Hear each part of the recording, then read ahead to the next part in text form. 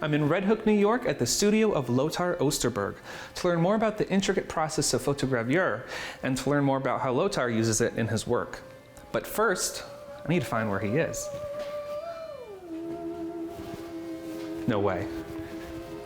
That is awesome. You are inside the Tower of Babel. Hello, nice to meet you. Nice to meet you.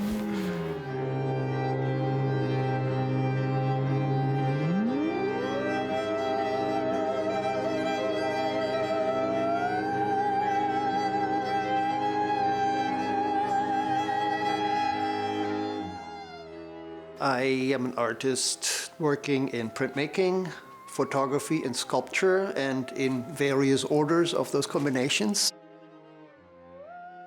I never loved photography in art school because it always looked to me like it was just surface.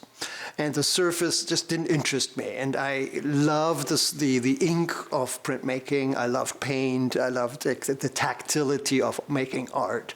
And when I first learned photogravure, photography suddenly had that tactile quality for me, and I just suddenly fell in love. So, I have a plate here. Photogravure is a 19th century photographic printmaking process that etches a continuous tone image into a copper plate and then is inked up and printed like a regular etching onto rag paper, where you have a very deep, rich black in the shadows and very shallow, very light, transparent ink layers in the highlights and the midtones. So it's a really rich, beautiful, old printmaking process that very few people are doing.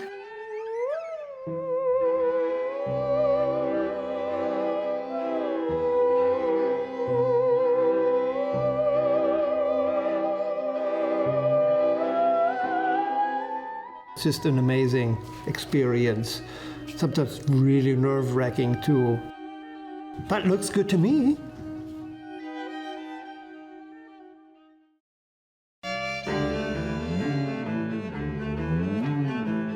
My process does involve probably way more processes, way more steps than absolutely necessary. But I just love the journey there and all the derailments that you could have along the way. I start building my models, whatever they may be, like the Tower of Babel. Then I just traditionally stage it, photograph it, sometimes in the studio with studio lighting, sometimes outside. I bring them out and build them into the landscape and incorporate them. Once I have the photograph, I then start making decisions which ones to print. And I print all my photographs in the 19th century photographic process of photogravure.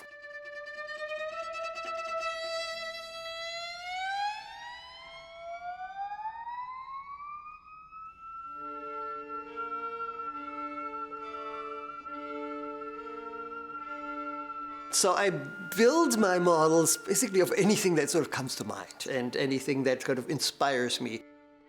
Most of the times it is something that has been sitting in my memory for a while, something that was inspired by reading a book and some image popped up, an image that of course has something to do with my own experience, but is becoming more like a universal experience.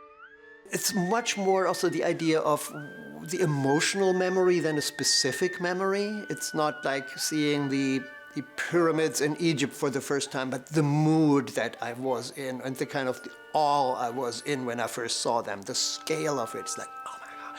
And to capture that, it's not just taking a snapshot or taking a photo or trying to replicate it, but it's also to get some emotional thing in there. The materials could be very much that I'm on the beach and I see some kid building a sandcastle and say, oh my God, I could make my pyramids out of sand. Or my museum out of sand, which I actually did, which I also built out of snow, and here it is out of plaster. So I then play with the material and see like what does the different material do maybe to a singular idea or subject or model. The tatami mats I'm in the middle of weaving, I got inspired by walking, trying to identify all the grasses out in our meadow and realizing that some of the grasses are in fact the grasses that they make the real tatami mats out of. And then I found a smaller version of the same family of grasses that works in the scale I wanted to work in. And I've kind of built my own loom for those, kind of figured out how to weave it in the scale I needed them. So it's also for me the process of learning how is something even done. So, and even if it becomes a little weird and not off, it's actually good. It's good for what I want. If you build a model that is perfect, it looks like a model. Once it gets worn, then there is life in the piece. And in our world around us, and the awe is because those pyramids have been eroded and kind of are no longer at the original glory. When I said earlier my final product was a photograph or a photogravure, that actually has been changing too. I had a show where I was placing models behind the wall with lenses, with magnifying glasses or lenses in the wall embedded. With the lens, it looked like you looked through the viewer of a camera, except when you move around, it's actually, you see it's 3D.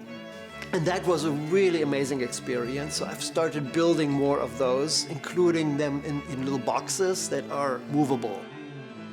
When I said earlier, like I'm a printmaker, photographer, and sculptor, it seems right now I feel like I'm more like primarily a sculptor right now, then a photographer, and then a printmaker. So it's sort of reversed in the priority, in the order. But I think that's going to constantly shift anyway.